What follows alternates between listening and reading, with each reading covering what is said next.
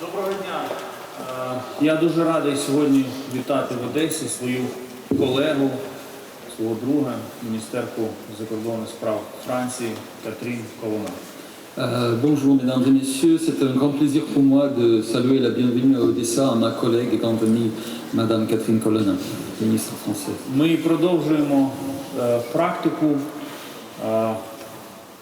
привозити іноземних гостей не лише в Київ, але й в інші міста України. Сьогодні це Одеса.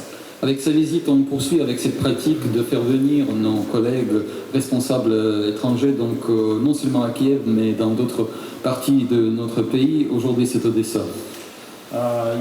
Я започаткував цю практику для того, щоб гості на власні очі бачили, як живуть українські міста в умовах війни і як вони борються. J'ai lancé cette pratique, vous comprendrez, pour faire voir à nos partenaires comment est la vie quotidienne des villes et des citoyens ukrainiens dans ces circonstances difficiles et dans cette lutte qu'ils poursuivent. І сьогоднішній візит Катрін збігся з черговою жахливою атакою, ракетною атакою Росії на Україну, в тому числі на Одесу. La venue de Catherine a coïncidé, donc s'est produite au moment où nous venons de vivre une nouvelle attaque terrible contre l'Ukraine, mais contre Odessa également. Пані міністр на власні очі побачила і руйнування енергетичної інфраструктури, а частину переговорів тет-а-тет, у форматі тет-а-тет ми провели в сховищі Одеської опери, тому що в цей час була знову повітряна тривога і працювала ППО. Catherine a pu ainsi se rendre témoin oculaire des destructions causées par de telles frappes contre les infrastructures énergétiques, et une partie d'un tête-à-tête que nous venons d'avoir s'est déroulée aussi dans un abri anti-bombe au sous-sol de l'opéra d'Odessa, puisque c'est à ce moment-là qu'une nouvelle attaque intervenait.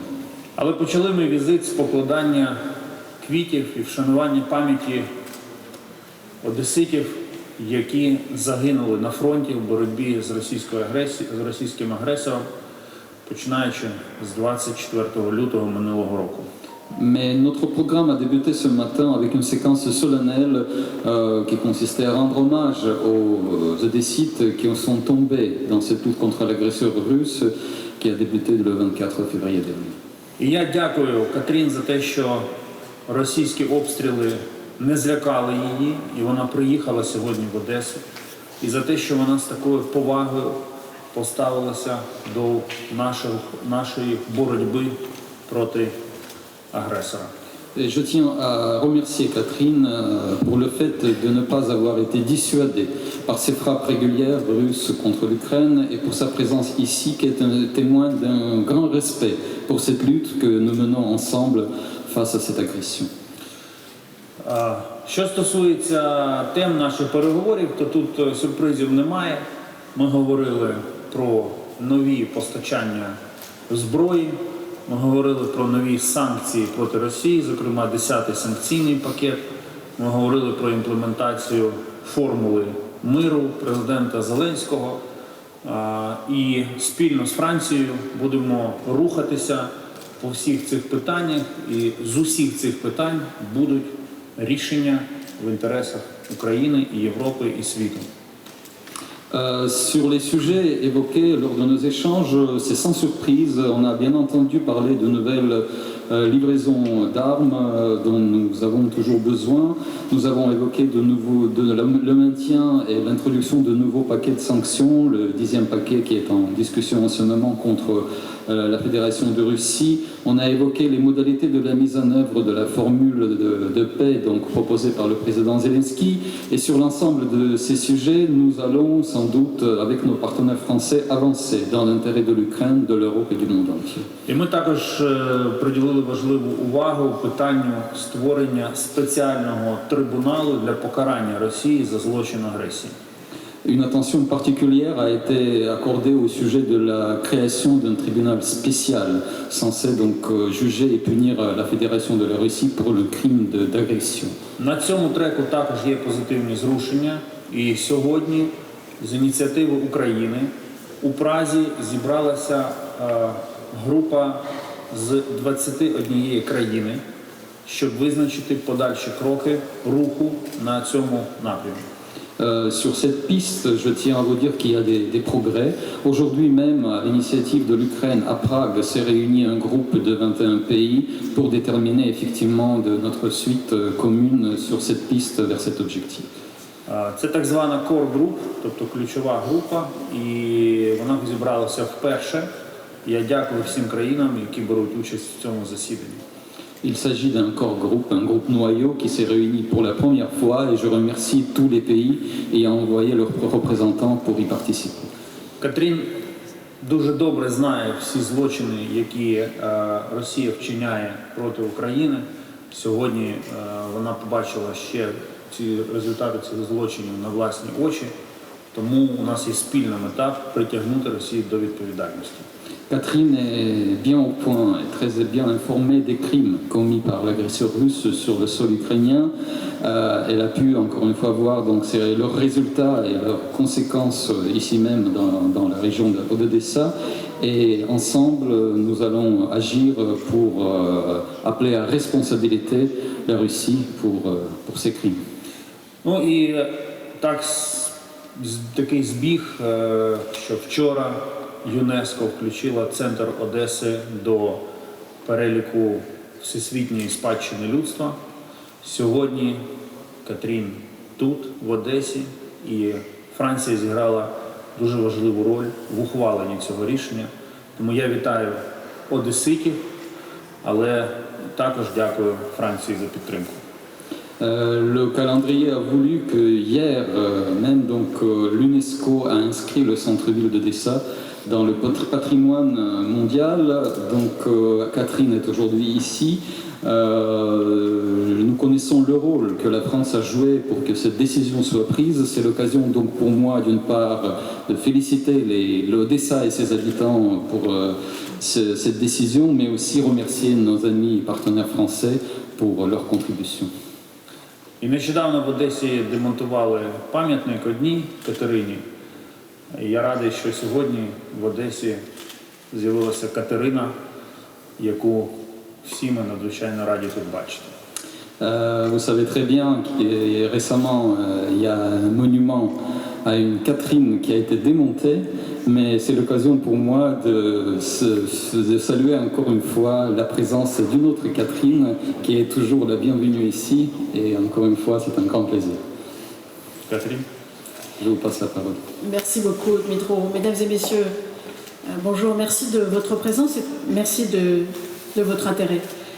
Дуже дякую, Дмитре, дуже дякую, пані та панове, за те, що ви зібралися і за ваш інтерес. Merci de ton accueil, Dmitro, et merci de ton invitation à Odessa. Je suis très heureuse d'être ici. Дуже дякую, Дмитре, за твій прийом і за це запрошення прибути до Одеси. Я дуже рада тут бути. Ma visite permet de montrer que la France est aux côtés de l'Ukraine. Мій візит якраз це свідчення того, що Франція поруч підтримує Україну. Et qu'elle soutient sa souveraineté, son indépendance, son intégrité territoriale.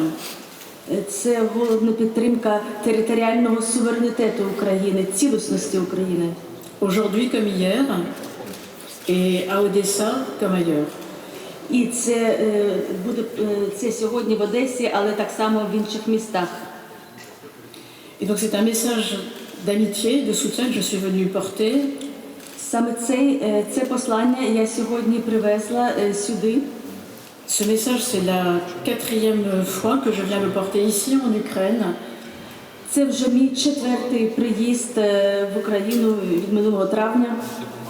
Pour la France, de la part du président de la République, це послання передати особисто від президента Французької Республіки.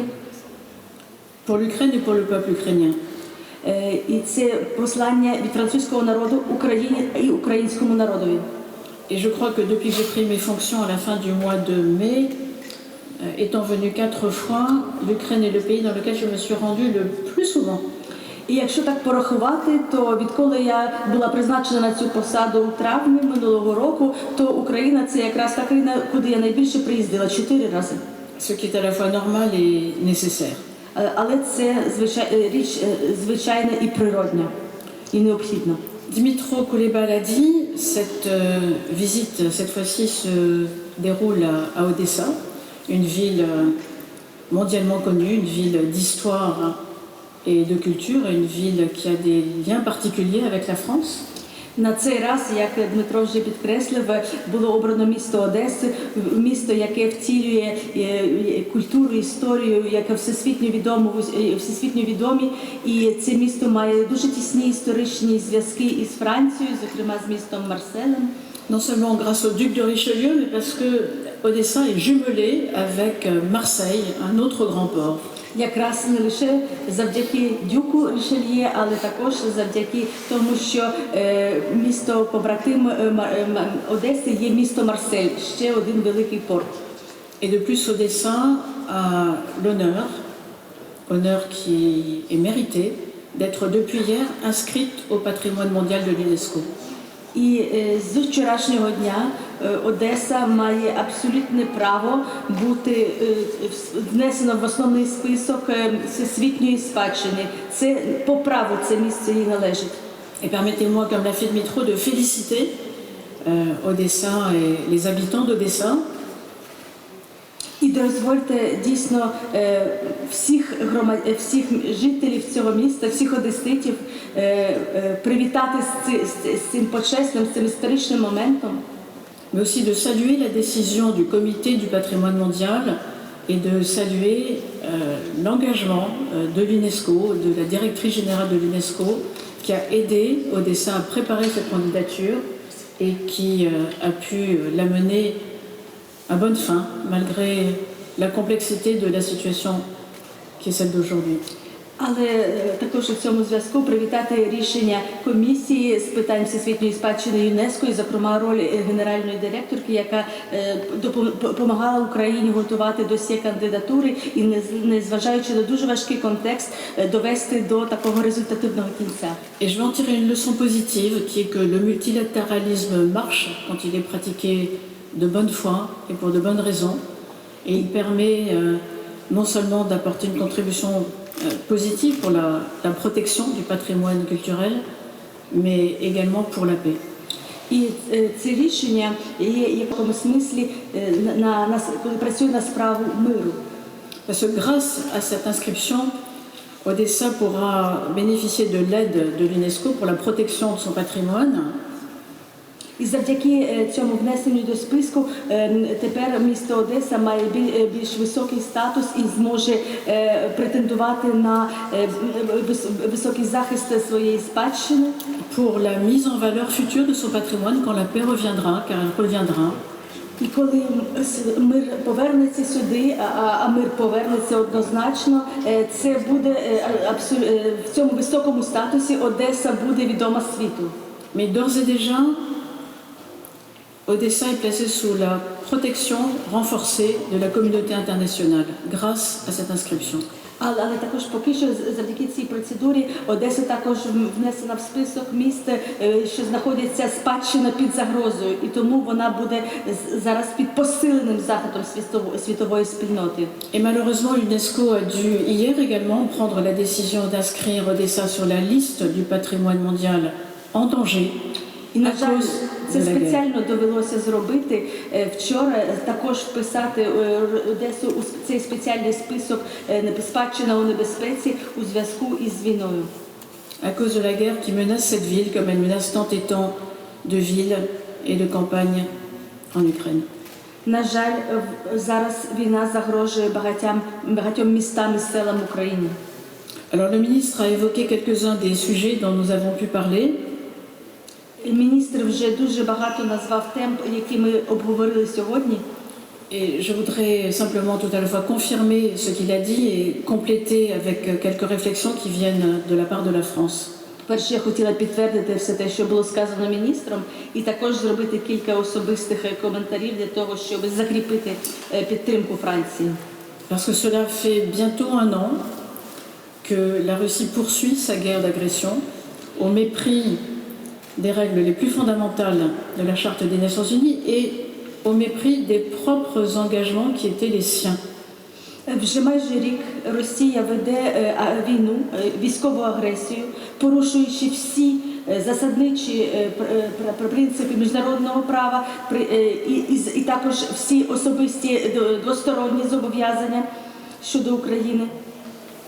Près d'un an aussi qu'elle multiplie les exactions et les crimes de guerre. Вже рік безприпинно Росія коїть звірства та воєнні злочини тут.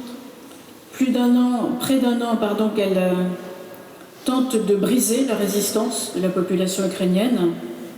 Вже майже рік Росія прагне зламати спротив українського народу. En ciblant les civils, en détruisant systématiquement les installations énergétiques et critiques ukrainiennes. Задля цього вона вибрала вдаряти по цивільних об'єктах і по інфраструктурних об'єктах, критичних об'єктах. Et la centrale que nous avons visitée ce matin, qui avait été déjà frappée par des bombardements russes et qui a été frappée à nouveau aujourd'hui, Сьогодні ми відвідали електропідстанцію, яка вже зазнала не першого прильоту. І сьогодні ранком це був черговий прильот. illustre malheureusement les crimes qui sont commis jour après jour par la Russie en Ukraine. І, на жаль, це дуже сумна ілюстрація тих воєнних злочинів, які кожного дня Росія коїть в Україні. Parce que frapper les installations civiles, frapper les civils, ça n'est pas faire la guerre, c'est faire des crimes de guerre. Тому що вдаряти по цивільних, вдаряти по об'єктах інфраструктури – це не вести війну, це коїти воєнний злочин. Si nous sommes aux côtés de l'Ukraine, c'est parce que cette guerre engagée par la Russie, menée par elle depuis bientôt un an, engage non seulement la sécurité de l'Ukraine, mais celle du continent européen. І ми від початку цієї війни підтримуємо Україну також тому, що ця військова агресія Росії загрожує не лише безпеці України, але і безпеці усього європейського континенту. Et pour cette double raison, je veux redire que nous nous tiendrons aux côtés de l'Ukraine aussi longtemps que ce sera nécessaire. І це якраз подвійний аргумент і подвійна причина, чому ми будемо підтримувати Україну стільки, скільки треба, і так, як треба. Avec ses partenaires européens, avec ses alliés, la France prend toute sa part à cet effort pour aider l'Ukraine à se défendre et à recouvrer sa souveraineté.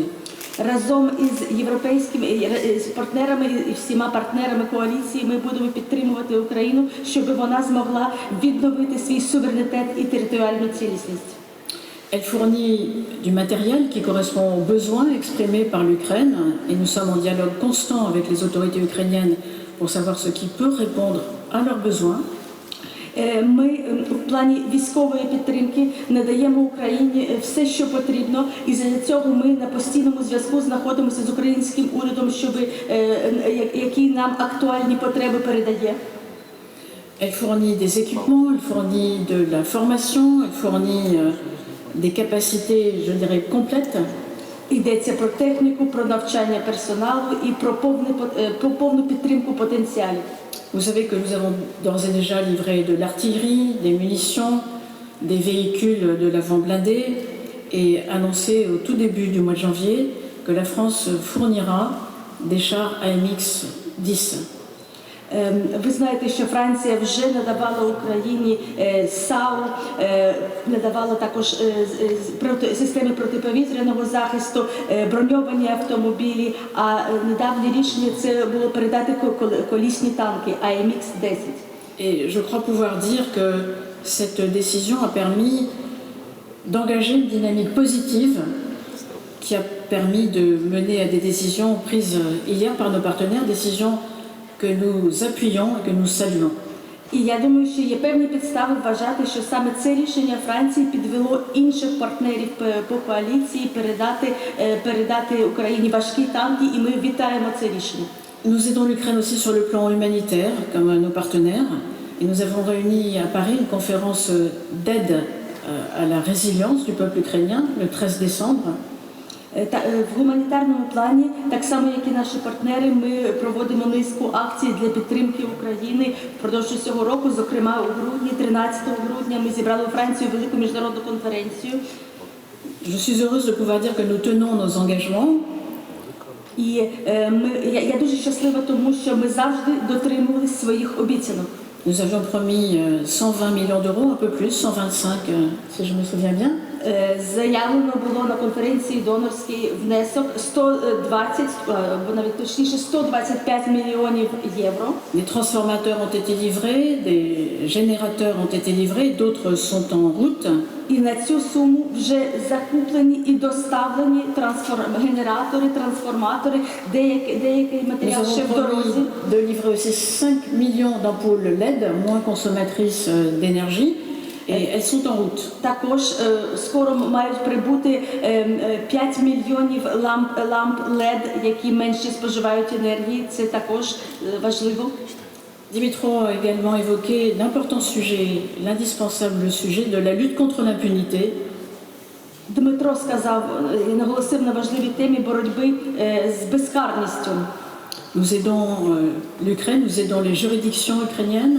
Nous avons déjà fourni du personnel, nous avons fourni un laboratoire ADN et je peux vous annoncer que le deuxième laboratoire ADN arrivera au mois d'avril. Дійсно, дуже важливо, щоб військові злочини були покарані, тому ми допомагаємо українській юстиції для того, щоб розслідувати ці злочини. У квітні місяці цього року буде Україні передана друга лабораторія аналізу ДНК. Ми продовжуємо співпрацю по спеціальному трибуналу. Et nous examinons activement la possibilité de créer, en complément de l'ordre juridique existant, un tribunal hybride. Ми вважаємо, що паралельно з існуючими міжнародними судовими інституціями важливо створити гібридну інстанцію, спеціальний суд. Dimitro ne l'a pas précisé, mais la France s'honore de faire partie de ce groupe Core Group.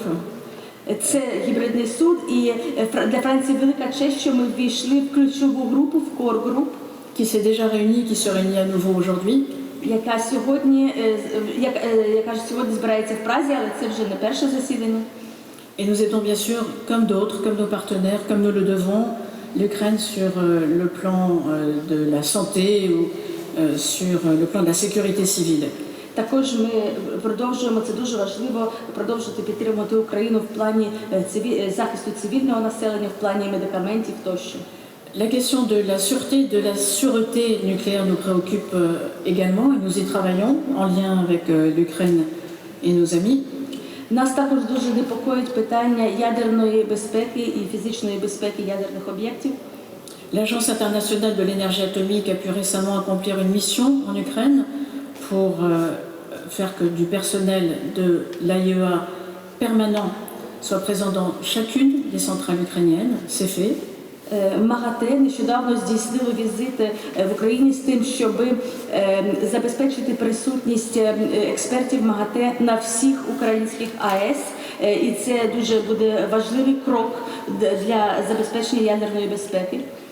Et je suis heureuse de pouvoir annoncer que la France va donner une aide de 3 millions d'euros à l'AIEA pour qu'elle puisse accomplir ce travail, maintenir du personnel permanent, assurer l'état des générateurs de secours et assurer mieux la sécurité et la sûreté des centrales.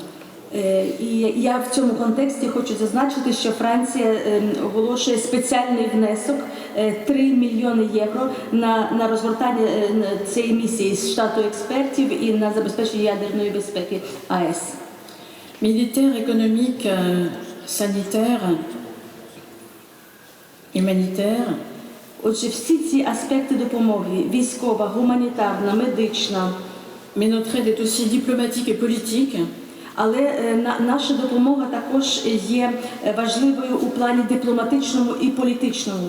Nous en avons parlé une fois de plus avec le ministre, Charles Mitro, pour contrer les efforts de la Russie d'inverser les responsabilités et de présenter la situation comme elle n'est pas, puisqu'il faut rappeler qu'il y a un agresseur et un agressé dans cette guerre. Чому важливо, і це ми якраз, як і завжди обговорювали з міністром, як боротися з російськими наративами, які все перевертають до гори ногами, які уникають відповідальності і маніпулюють іншими. Але всі факти є фактами. В цій війні є агресор і є жертва агресії. Et tout en découle, tout en découle. І все з цього випливає. La Russie a choisi d'agresser un pays voisin, indépendant, souverain, l'Ukraine.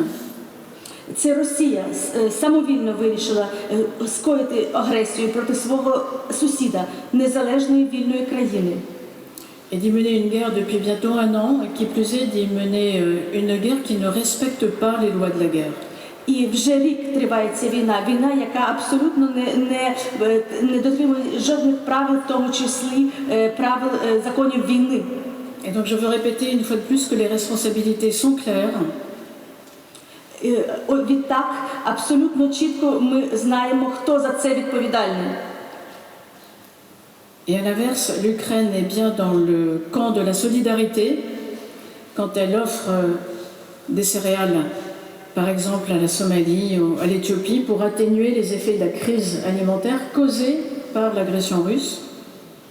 І натомість Україна завжди знаходиться в іншому таборі солідарності.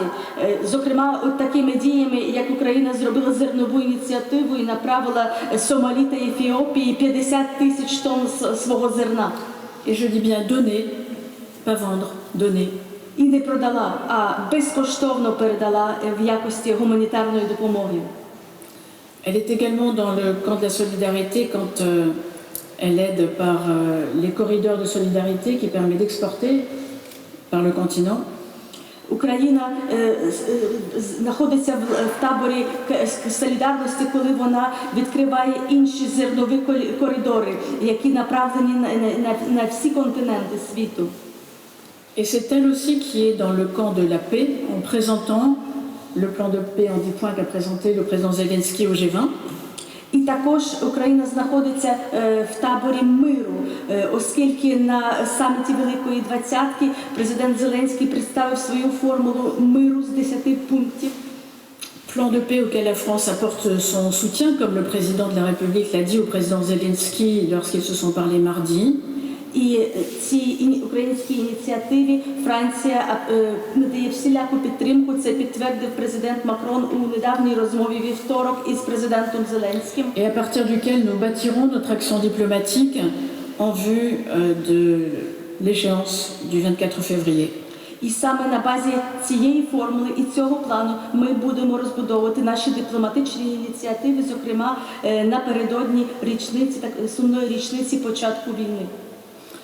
Je termine ici avant de répondre à vos questions si vous en avez, mais pour vous assurer, Monsieur le Ministre, cher Dmytro, que dans tous ces domaines, tous ceux que j'ai cités, la France est déterminée à faire plus vite, dans les mois et dans les jours qui viennent, et à rester à vos côtés, jusqu'à ce que l'Ukraine recouvre sa souveraineté. І я хочу вас запевнити, дорогий Дмитре, що в усіх цих названих напрямках Франція буде продовжувати підтримку України, буде тепер робити це швидше і більше, і буде це робити до кінця, доки Україна не відновить свій територіальний суверенітет. Elle sortira de la guerre debout, comme Odessa aujourd'hui est debout. І Україна вийде з цієї ситуації з гордо піднятою головою, як сьогодні місто Одеса, місто з гордо піднятою головою. Et donc je suis heureuse d'être ici. І я дуже щаслива бути сьогодні тут. Merci, on a quelques questions. Давайте кілька запитань. АФП, французьке, якщо у вас є. Є у вас запитання? І, будь ласка, до мікрофону. До мікрофончика, будь ласка. Oui, non, vous entends pas. І українською, будь ласка, готуйтеся, теж наступне. Так, ти після цього запитання.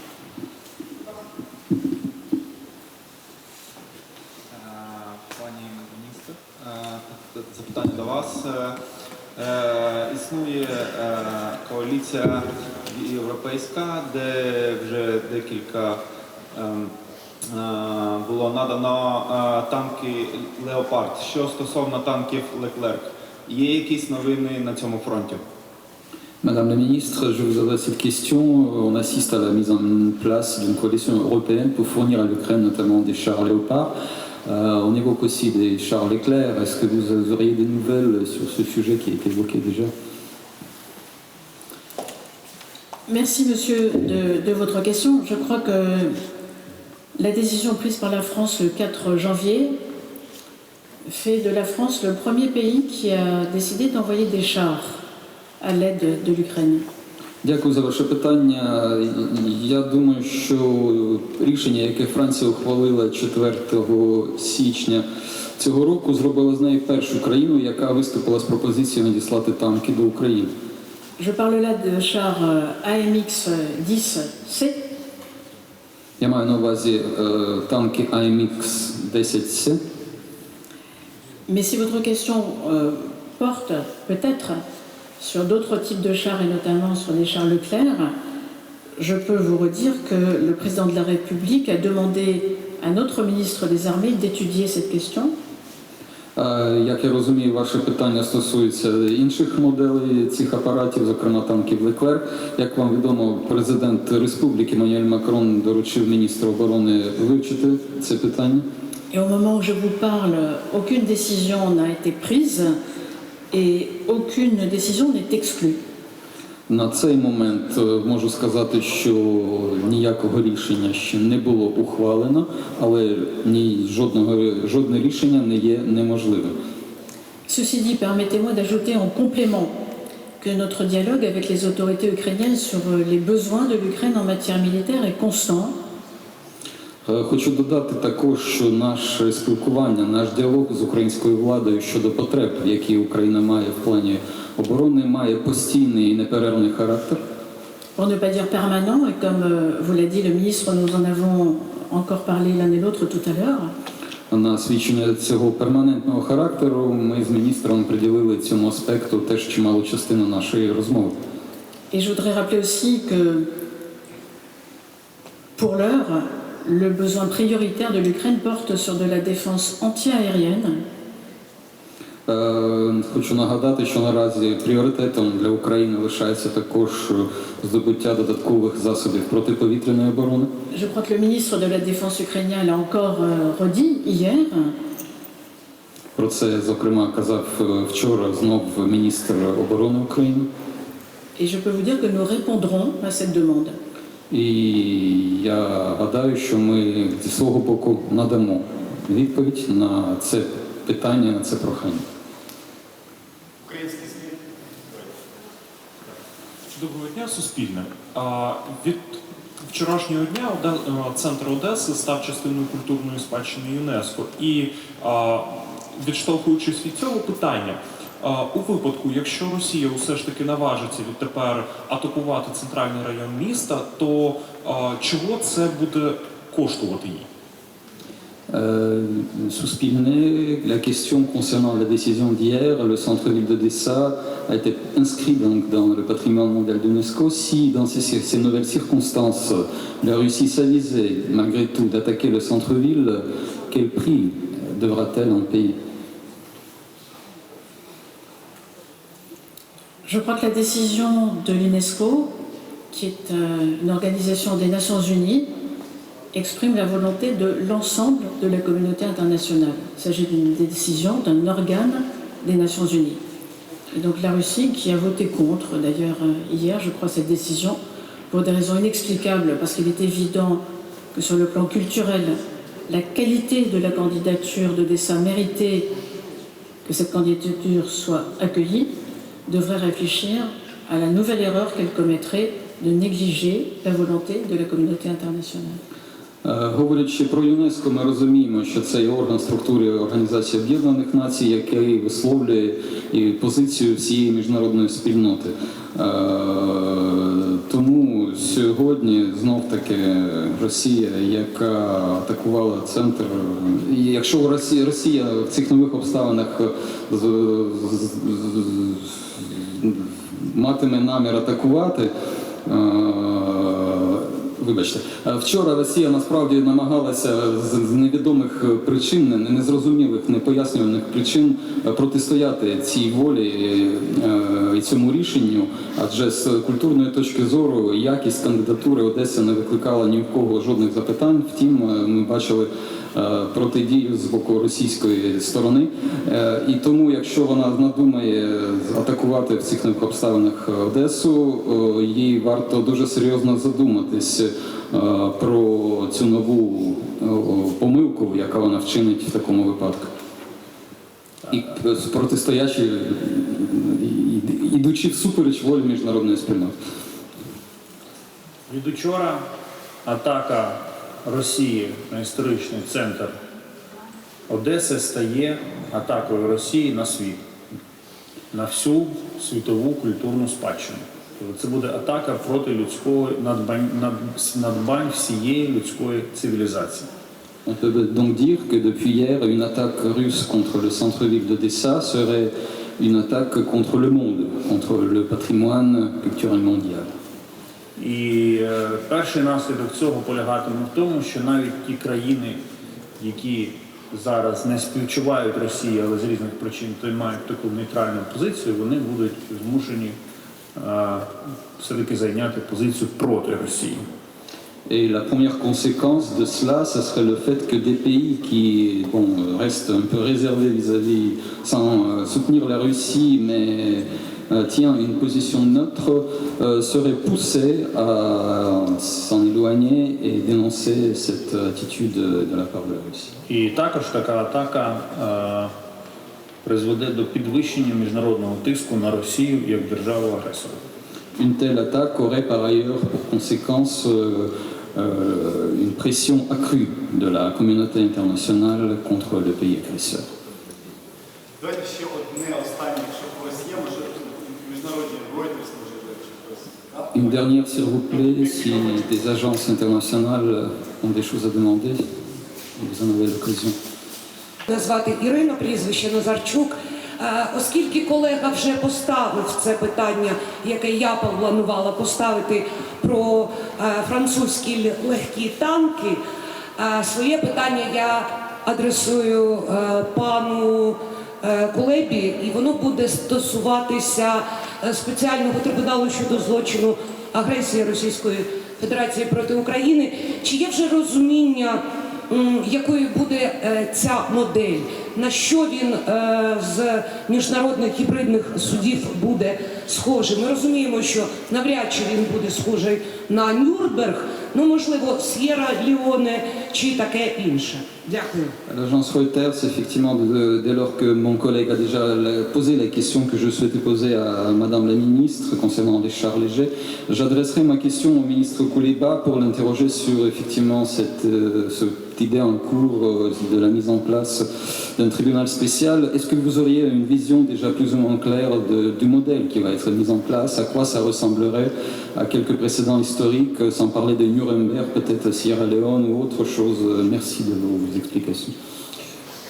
Російська агресія проти України створила велику кількість безпрецедентних проблем, які потребують безпрецедентних відповідей. L'agression russe contre l'Ukraine a créé un nombre de problèmes sans précédent qui appellent des solutions sans précédent aussi.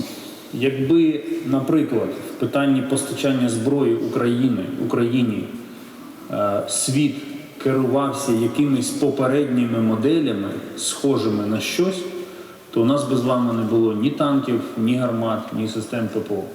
Si en matière de fourniture des armements, le monde, la communauté internationale